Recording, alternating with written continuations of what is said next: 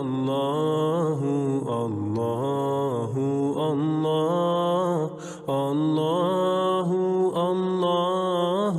اللہ اللہ۔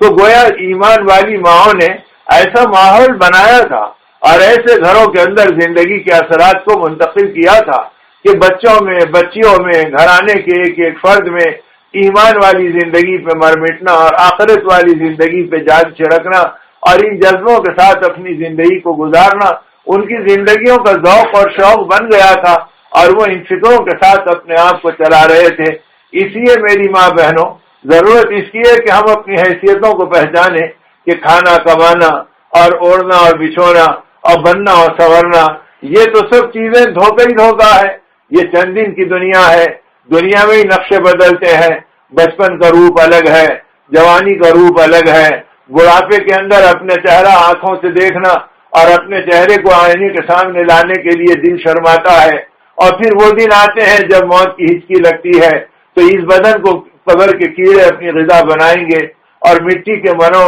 وزن کے نیچے اسے دبایا جائے گا۔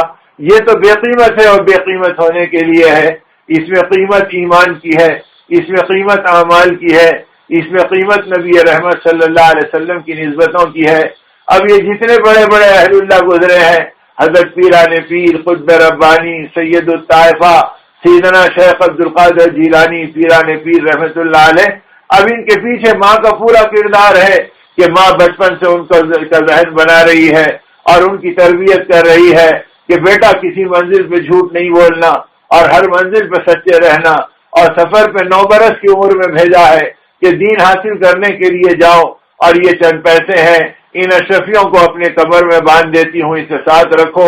ضرورت پہ اسے استعمال کر لینا۔ اب قافلہ نکلا، راستے میں قافلے کے لوٹنے والے آئے، ڈاکوؤں نے قافلے کو لوٹا۔ ایک ڈاکو ان کے پاس بھی آیا اور کہا بچے تیرے پاس بھی کچھ ہے؟ فرمایا ہاں میرے پاس بھی اشرفیاں ہیں۔ وہ حیرت میں پڑ گیا کہ یہ بچہ چھپانے کے بجائے کہہ رہا ہے۔ وہ جا کے اپنے سردار سے کہا، سردار نے بلایا اور کہا کہاں ہیں؟ کہا میری کمر سے لپٹے ہوئے ہیں اور بندھے ہوئے ہیں۔ اس نے کہا تو خاموش ہو جاتا تو بچ جاتا، تو نے کیوں بتایا؟ کہا میری ماں نے مجھے راستہ بتایا کہ اللہ ناراض ہوتے ہیں جھوٹ بولنے سے، میں جان دے سکتا ہوں لیکن جھوٹ نہیں کہہ سکتا ہوں۔ بس ان کی اس بات پہ اس پہ کپکپاہٹ طاری ہوئی۔ ایک معصوم بچہ اگر جھوٹ بولنے سے اللہ سے ڈرتا ہے اور اپنا مال قربان کر سکتا ہے لیکن جھوٹ نہیں بول سکتا ہے، اور میں دوسروں کا مال لوٹ کر اللہ کو ناراض کروں، بدن کانپ گیا، سارا مال قافلے کو واپس کر دیا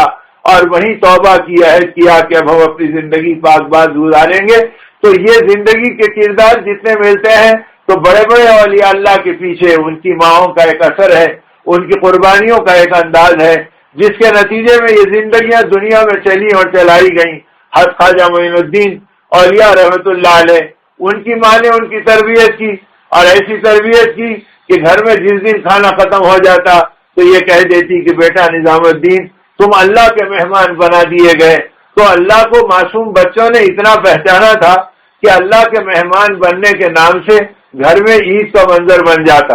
دل میں خوشی کے خزانے ابل جاتے، اور ایسی خوشیاں ہوتی کہ حضرت خواجہ صاحب رحمت اللہ علیہ فرماتے ہیں جب کئی مہینے ہمارے گھر میں فاقے نہیں آتے تو میں معصوم بچہ روتا اور اپنے چھوٹے چھوٹے ہاتھ اٹھا کے دعا کرتا،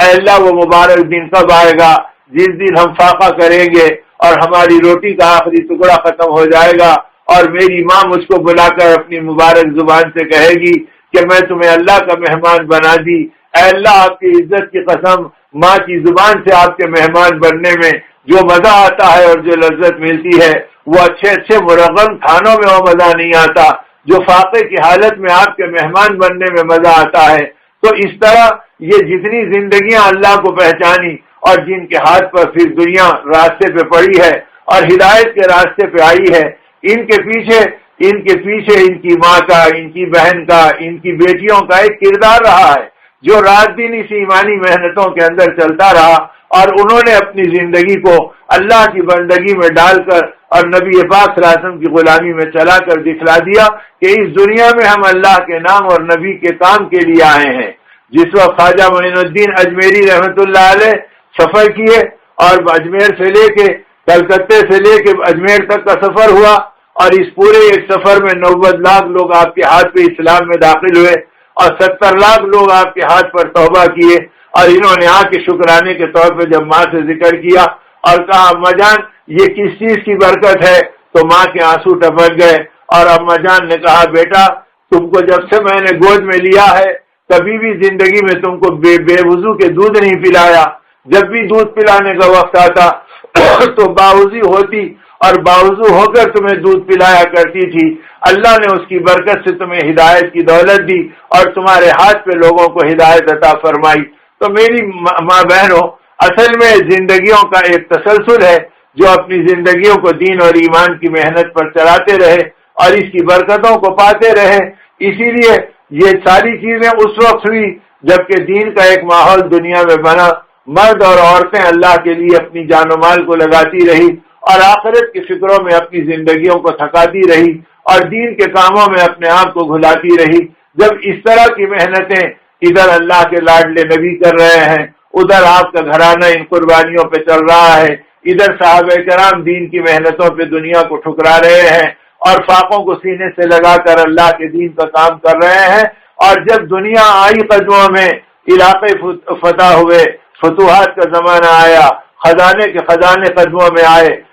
جزرہ ایران کا وہ تخت و تاج جو کروڑا کروڑ کے جواہرات بھرے ہوئے تھے اور سینکڑوں من جس کے اندر سونا تھا وہ آ گئے، تو حضرت عمر رضی اللہ تعالیٰ عنہ نے اسے کھڑے کھڑے تقسیم فرما دیا اور ان کو ختم فرما دیا، اور عام صحابہ کی زندگیوں کو دینداری پہ رکھا، تو مرد بھی دینداری پہ رہے، عورتیں بھی دینداری پہ رہی، کسی کے اندر دنیا کی طلب نہیں آئی، بلکہ ہر ایک مکان کے اعتبار سے کچے مکان تھے، کپڑے ان کے سیدھے سادے تھے، زندگیاں ان کی دین اور ایمان کی محنتوں میں چل رہی تھی، اور عزتوں کا پیمانہ اللہ کا دین اور تقوی و طہارت تھا۔ ان اکرمکم عند اللہ اتقاکم، اللہ کا اعلان تھا کہ تم میں بزرگ اور مکرم و محترم وہی ہوگا جو اللہ سے ڈرنے والا ہوگا اور اللہ کا لحاظ رکھ کر اپنی زندگی کو گزارنے والا ہوگا۔ تو ایسی زندگیاں بنا کر صحابہ کرام نے اپنے آپ کو چلایا، تو ان کی بیٹیاں، ان کے بیٹے اور ان کے گھرانے پھر ایمان کی محنتوں میں چلے ہیں۔